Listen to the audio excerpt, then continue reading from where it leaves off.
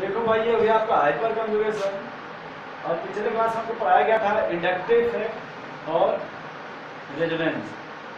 दोनों की जो वीडियो है वो यूट्यूब अपलोड हो गया। रेजोनेंस लिखोगे तभी भी आ जाएगा।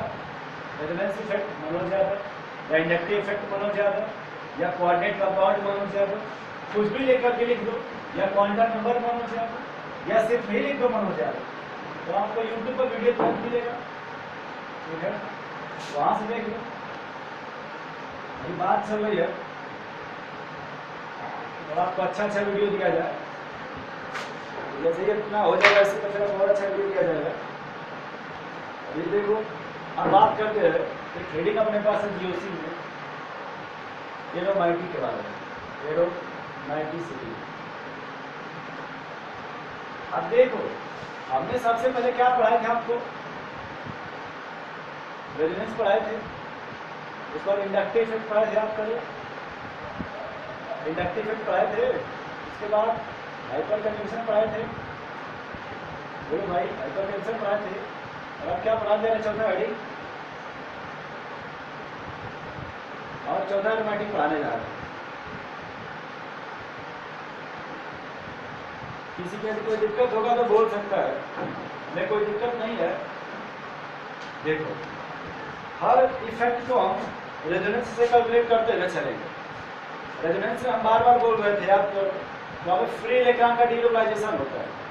रेजोनेंस में फ्री इलेक्ट्रॉन का डीलोकलाइजेशन होता है, वो बहुत प्रिफर्ड होता है, हाईली प्रिफर्ड होता है। हाईली प्रिफर्ड का मतलब ये आसानी से हो जाएगा। वो चाहता है, जिसमें रेजोनेंस होता है, वो चाहता है कि उसका जो लोन पेयर है, पाई बॉन्ड है, निगेटिव चार्ज है, वो जल्दी से डीलोकलाइज हो जाए, जल्दी से डीलोकलाइज हो जाए। हाइपर कंजुगेशन नहीं चाहता है, नहीं चाहता है कि हाइपर कंजुगेशन में आप सिग्मा को शिफ्ट करते हो, और सिग्मा बॉन्ड स्ट्रॉन्ग बॉन्ड होता है, वो जल्दी शिफ्ट होना नहीं चाहता है, फिर भी आप करते हो। वही बात आता है एरोमेटिक में कि जो रेजोनेंस होता है वो स्टेबिलिटी का मास्टर होता है। जैसे बायोलॉजी में होता है मास्टर ग्लैंड, एक होता है master of the master gland, उसका बोलते हैं पिट्यूटरी ग्लैंड। उसी तरह से जो एरोमेटिक होता है वो सबका बाप होता है। एरोमेटिक हमको बताता है biggest point of stability. Aromatic हमको बताएगा बिगेस्ट पॉइंट ऑफ स्टेबिलिटी। अब आप ये सोच रहे होंगे बिगेस्ट पॉइंट का मतलब क्या है? Resonance, inductive effect, hyper conjugation, सबसे जबरदस्त क्या है? एरोमेटिक। एरोमेटिक में अब होता क्या है? डिफरेंशन देखो, ऐसा बोलते हैं जो कंपाउंड एरोमेटिक होता है वो अपनी एरोमेटिसिटी को, जो कंपाउंड एरोमेटिक होता है वो अपनी एरोमेटिसिटी को मेंटेन रखता है, अपनी एरोमेटिसिटी को मेंटेन रखता है। जो एरोमेटिक होगा वो अपनी एरोमेटिसिटी को मेंटेन रखता है। जो कंपाउंड एरोमेटिक के करीब होता है, नियरेस्ट होता है, नजदीक होता है, वो कंपाउंड एरोमेटिक बनना चाहता है, एरोमेटिक बनना चाहता है। 2 पॉइंट, जो एरोमेटिक होगा वो अपनी एरोमेटिसिटी को मेंटेन रखता है, मेंटेन रखता है। जो एरोमेटिक के करीब होता है वो अपनी एरोमेटिसिटी पहुंचाना चाहता है। जो करीब होगा वो एरोमेटिक बनना चाहता है। वो क्या चाहता है? एरोमेटिक बनना चाहता है। तो हम 2 पॉइंट लिख नहीं रहे भाई, 2 पॉइंट हो गया। तीसरा पॉइंट, जब एरोमेटिक का मतलब ये होता है कि वो अपने बीच के बॉन्ड को ब्रेक करना नहीं चाहता। तो इसीलिए क्या होगा, जो एरोमेटिक कंपाउंड होता है वो जब एडिशन रिएक्शंस नहीं करता। एडिशन का मतलब होगा उसको बॉन्ड को ब्रेक करना पड़ेगा, और एरोमेटिक कंपाउंड अपने इंसल्ट को बर्दाश्त नहीं करता है, बर्दाश्त नहीं करेगा। इसीलिए जो भी एरोमेटिक कंपाउंड होगा वो सिर्फ इलेक्ट्रोफिलिक सब्स्टिट्यूशन रिएक्शंस कराएगा। इलेक्ट्रोफिलिक सब्स्टिट्यूशन रिएक्शंस कराता है। इसमें पढ़ोगे hydrogenation, sulphonation, nitration, alkylation, alkoxy alkylation सब आएगा। ठीक है, एरिन एसाइलेशन। चलो ये हो गया एरोमेटिक का काम। इतना याद रखना, जो एरोमेटिक होता है अपने एरोमेटिसिटी को लॉस करना नहीं चाहता, जो उसके करीब होता है वो बनना चाहता है। चलो मैं कुछ एग्जांपल लेता हूँ, छोटा छोटा एग्जांपल, जिससे मैं आपको एरोमेटिक पहचान से बता सकूँ।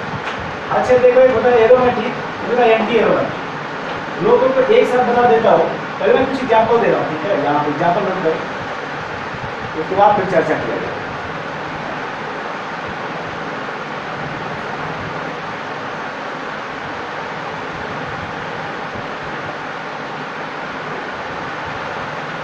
चर्चा यहाँ पे ये है, इसमें से कौन सा एरोमेटिक है और कौन सा एरोमेटिक नहीं है। यही अपनी चर्चा है भाई, यही अपना टॉपिक है, यही अपना सब कुछ है। तो पता करो इसमें से कौन सा एरोमेटिक है और कौन सा एरोमेटिक नहीं है।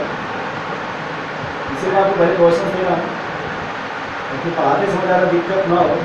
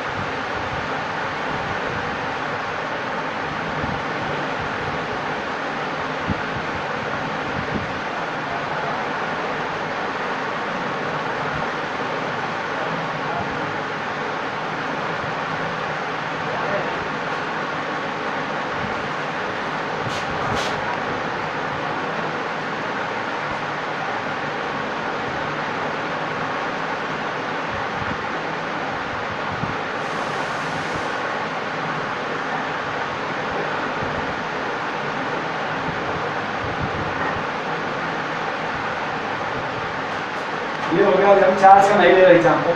चलो वो भी देते हैं दो एग्जाम्पल।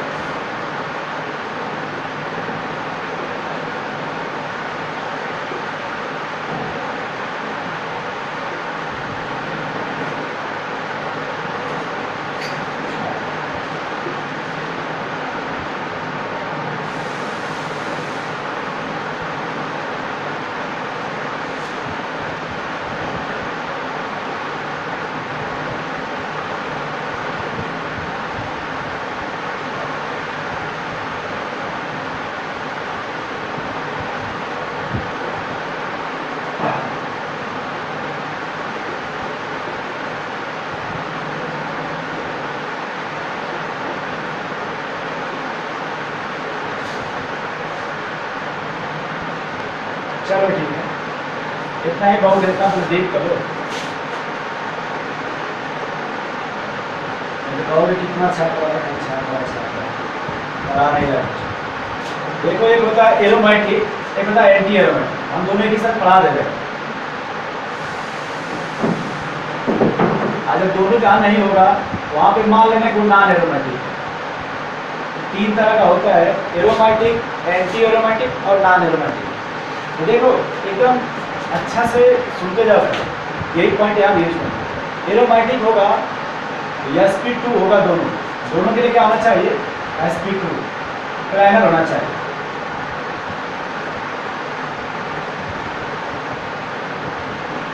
दूसरा पॉइंट, कंप्लीट का साइक्लिक होना चाहिए। क्या होना चाहिए, साइक्लिक प्लस कंप्लीट कंजुगेशन। तीसरा point, 4n plus 2 pi electron, 4n pi electron, where n बराबर 0 1 2 3 4, यानी तो वेयर n बराबर 0 1 2 3 4 5, ये नाम मतलब यहाँ पे तो कभी भी 0 नहीं आएगा जब, मतलब यहाँ का दिक्कत यहाँ पेंटिंग में n का फ्रैक्शन में आता है,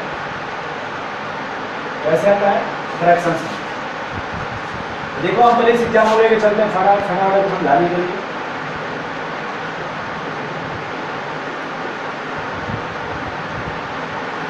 ठीक है, एक बार देख लो फिर बता रहे भाई। देखो ये कंपाउंड एरोमेटिक है, ये कंपाउंड एरोमेटिक नहीं है, क्योंकि यहाँ पे तुमको हाइब्रिडेशन sp3 नहीं मिलेगा। वैसे ही देख लो पहले, यहाँ पे sp3 मिलेगा, sp2 नहीं मिलेगा। अच्छा जब sp3 मिलेगा तो वैसे ही काट दो, क्योंकि दोनों में लिखा कि sp2 होना चाहिए। यहाँ पे देखो sp3 आएगा, इसको भी काट दो। उसके बाद देखो,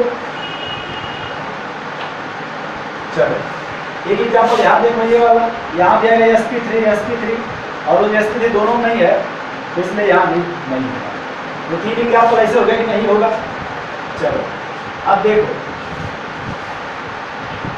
जब कभी भी अगर मान लो ये CH2 double bond CH single bond CH2 positive हो, ठीक है, दूसरा हो CH2 double bond CH single bond CH, ये CH2 नेगेटिव है, तो देखो ये एलिमेंट्स में है, यानी इसका मतलब कि ये पाई बॉन्ड जो है कभी अगर 10 शिफ्ट कर दिए पॉजिटिव है कि डबल बॉन्ड रहेगा CH2 ऐसे, या अगर तुम इसको इधर शिफ्ट करोगे इधर चला जाएगा।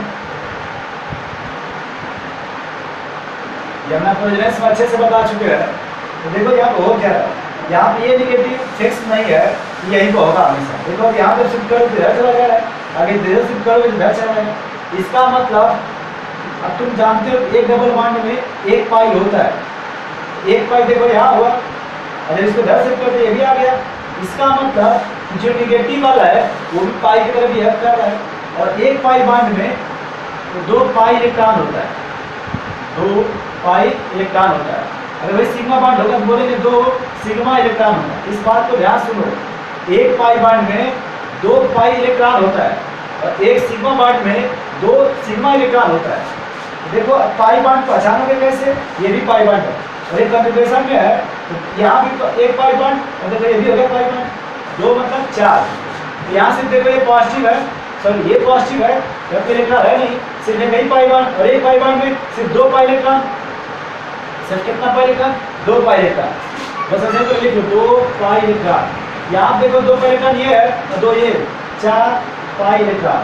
यहाँ 2 2 2 6 पाई इलेक्ट्रॉन, ये पॉजिटिव है, उससे बचेगा 2 पाई इलेक्ट्रॉन।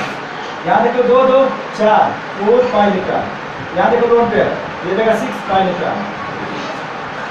चलो यहाँ देखो, यहाँ पे एक ऐसे होगा H, यहाँ होगा H, और इस H में क्या है, रिपल्सन होता है, तो ये B स्क्वायर मेट्रिसिटी जो है बिगड़ जाती है, इसका काम खत्म। चलो यहाँ पे देखो सब कुछ तो ठीक है, बट ये जो ये इसका नाम होता है आक्टा 1, 3, 5 1, 3, 5, 7 टेट्राइन, बट ये भी इस फॉर्म में स्टेबल नहीं होता है। ये होता है किसका स्टॉप फॉर्म, किस सेट में, स्टॉप सेट में, इस तरह से वो भी इस फॉर्म में इस तरह से स्टेबल होता है। टॉप को देखो ऐसे बनाते भाई, टॉप ये आने वाला था ऐसे, देखो ऐसे होता है। तो ये भी एरोमेटिक नहीं है। देखो यहाँ पे sp3 आएगा, ये भी नहीं है। देखो फटाफट गिनते चलते हैं, फटाफट को बताते चलते, जो नहीं था उसको हमने निकाल दिया, उसी तरह से माइटर से चैप्टर क्लोज कर दिया। अब जो है उनके बारे में देखते हैं। छाप लो पहले का स्ट्रक्चर।